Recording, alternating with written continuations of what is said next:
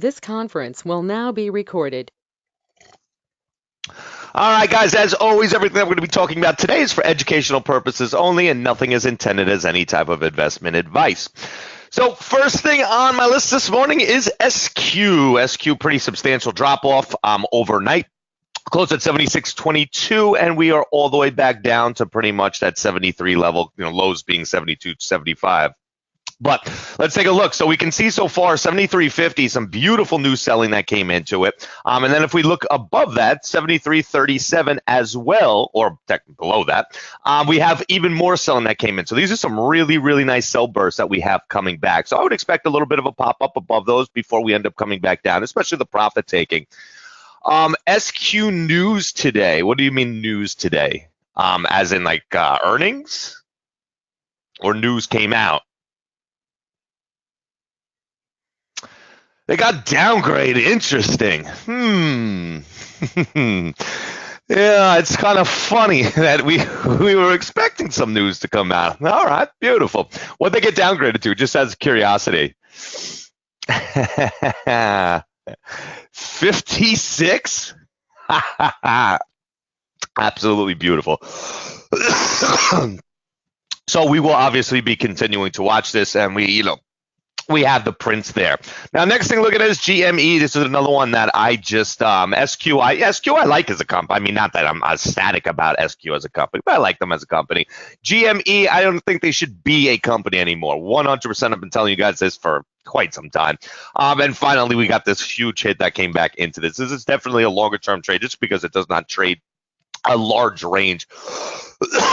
So we can see that it usually trades 65 cents. Obviously, today we're going to be expecting it to be trading more than that, considering the fact that it's already traded 3.4 million shares during the pre-market. So if we take a look, unfortunately, it hasn't really given any great prints. We have a little bit of new selling that came in at 12, above 12, but not anything that's too great coming in there yet. So I really would have liked to see some better controlling prints. But overall, we definitely have new selling. We're just going to need a little bit more of that. So overall, I do expect a down movement in GME.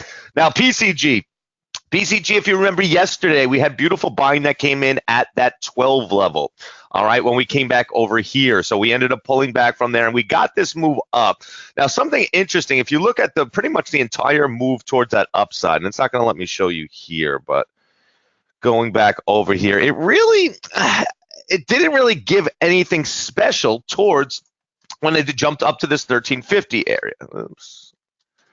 If you look at the actual volume, it was okay, but it didn't really have that much that was going in behind it. So overall, we definitely can see that we have a bunch of new selling that came in at that 12, but we also do have a little bit of buying as well. So it's just it's very mixed right now. So what I'm going to want to see is it to come up to a point where it's just completely definitive. Now that's going to be a rough one considering the fact that it's trading 4.3 million shares already. Each level is going to be a little bit mixed, but overall, again, I mean, I'm just not really that ecstatic about how much it moved up compared to the actual volume itself. I mean, if you look at this volume bar right here, it really, I mean, that's not enough for a stock to move from a low of 1194 to a high of 1272. It's just not. So don't really believe in that move towards that upside, and we definitely have that selling coming into the 12, but it's like I said, it's really going to be more of coming into some type of definitive level.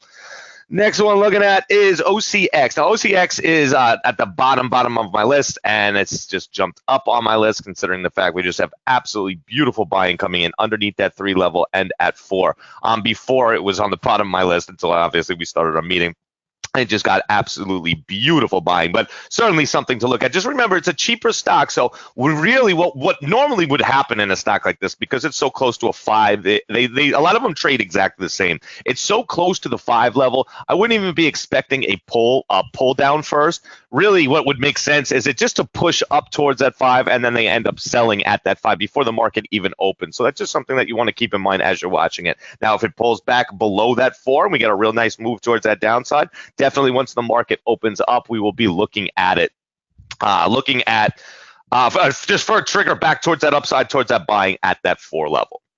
All right, and other than that, that's pretty much what I got. So we also have the pot stocks are moving a little bit this morning. If you take a look, Cron Quad made a nice move. We were talking about this in the afternoon meeting yesterday. How really it had the buying to get up, basically to around that 20 level, and then 1850 had beautiful buying that came in the second time, not the first time. The first time was really ugly. The second time we got some really nice prints at that 1850, but it kind of made its move already. So overall, I'm seeing some selling coming in at that 1850. Definitely selling coming in as we were coming back towards that 19. Obviously, all these below the bid prints, they mean something, but there's nothing that we could do with them just because it's not showing us the actual direction. So I'm gonna certainly wait to see something a little bit more within it. It's unfortunately it already made its move, so we need to see something new that's going to tell us. ABBV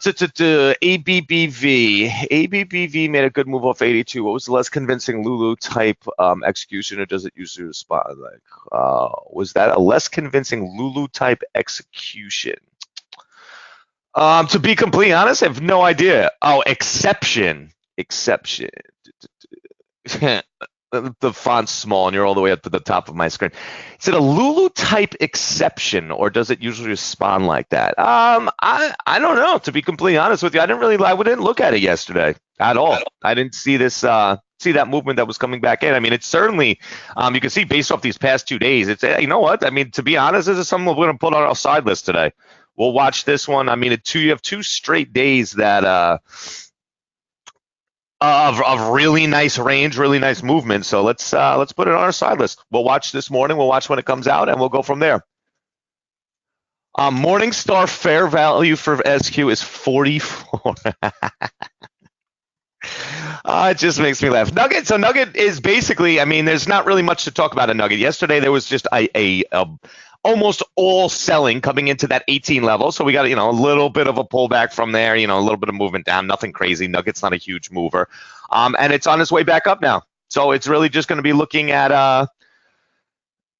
and any new buying that's going to be coming back into it. Facebook murder on the horizon earnings is Wednesday after hours. Well, I'm going to tell you what, we keep getting more and more selling that's coming into this thing. So basically at this point, it would make sense for Wednesday to be the catalyst for this thing to really start to make its move. But you know what? I personally, depending on what happens these next, basically today, tomorrow, I might even take shares into earnings. So just to give you an idea of how confident I am in what we're going to be expecting to see.